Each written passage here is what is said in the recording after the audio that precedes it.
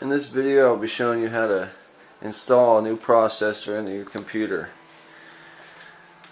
A few things you'll need: a new processor, some thermal compound remover, and here I have thermal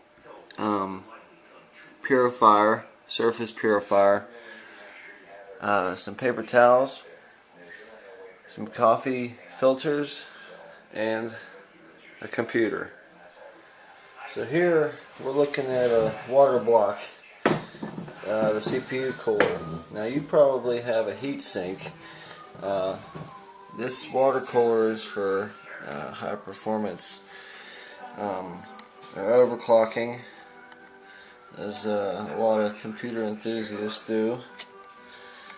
What you want to do is you want to remove this heatsink or water block. To do that, there are these two screws here.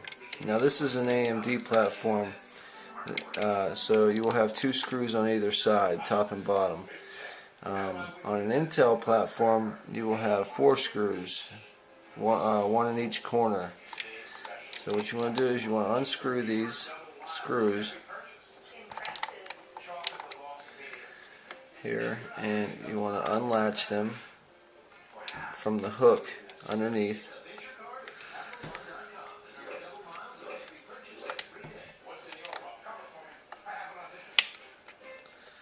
Once you get them unlatched from the hooks, you want to twist a little bit because the thermal compound is holding it in place and it's going to stick. So once you get that seal broken, you're going to pull it straight up, and here you can see the thermal compound on the water block, and here you can see it on the processor. We'll set this aside here. It's usually easier to do this outside of with the motherboard outside of the case. Actually, it's a lot easier to do it that way. What you want to do is you want to take the thermal compound remover. You can also use rubbing alcohol, which works well. This here will get it up really easy. Set a couple drops right on top of the thermal compound on the processor.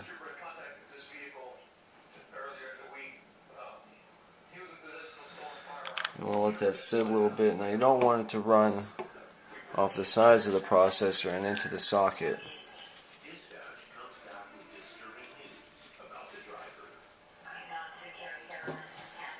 This CPU that I'm taking out is an FX-8120 AMD Bulldozer. The one that I'll be putting in is the same thing. The only difference between the two is their stock voltages and their performance.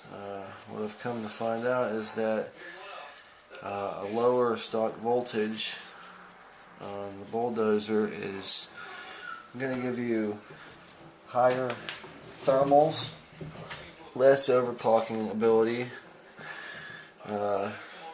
therefore less performance.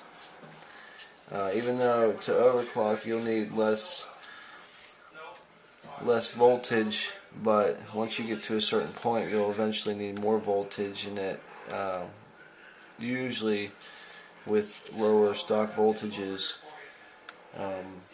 will cause extreme heat.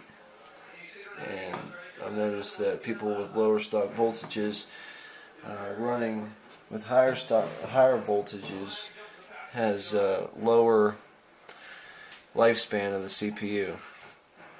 So once this thermal compound remover has set in a little bit, just take a paper towel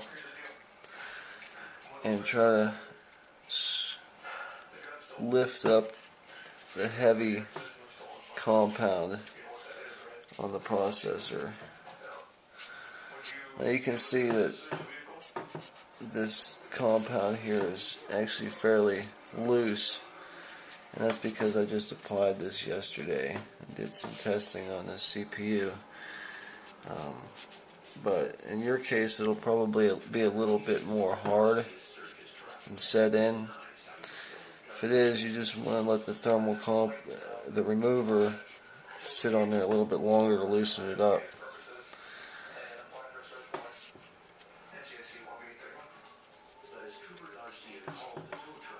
You want to get it, sometimes it goes over the edge. You want to get that up too. Try to keep your motherboard as clean as possible while doing this.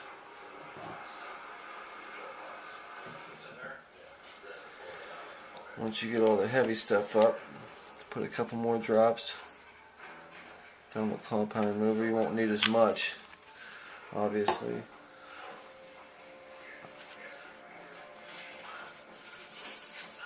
Like I said before, don't let the thermal compound run off the side of the CPU and into the socket.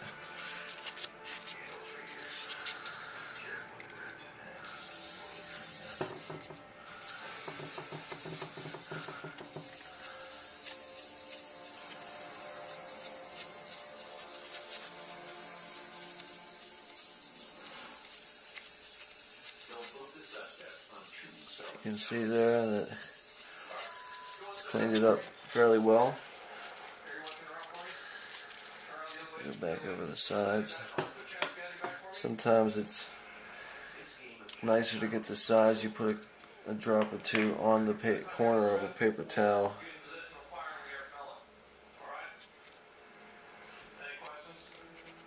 And go over it.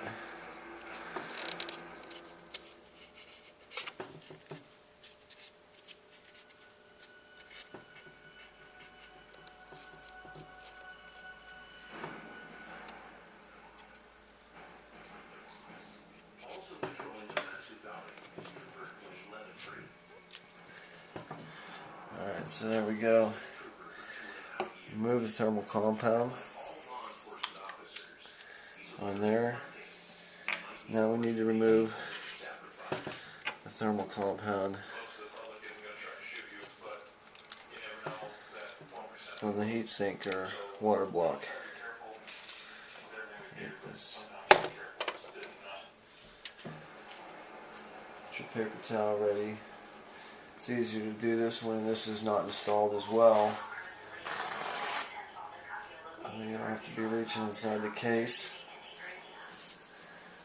having to deal with the hoses if you have a water cooler.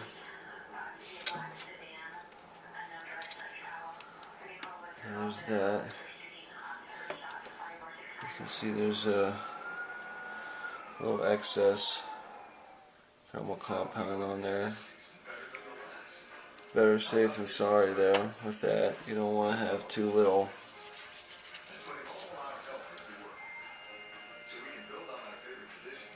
And let this sit in a little bit. I really don't have to let it sit that much because it's pretty soft still.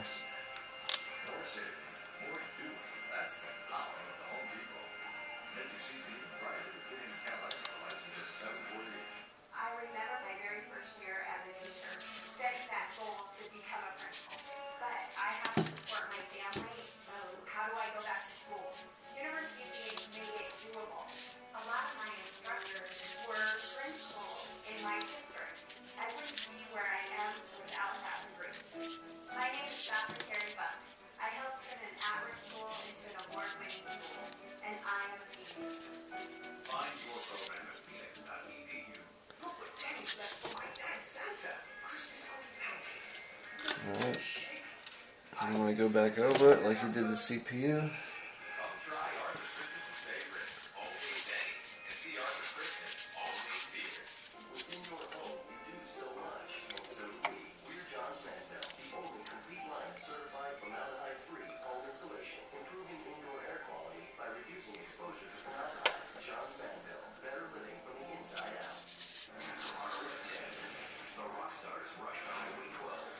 You want to make sure, I mean there's usually some thin groove, really fine grooves in the heat sink.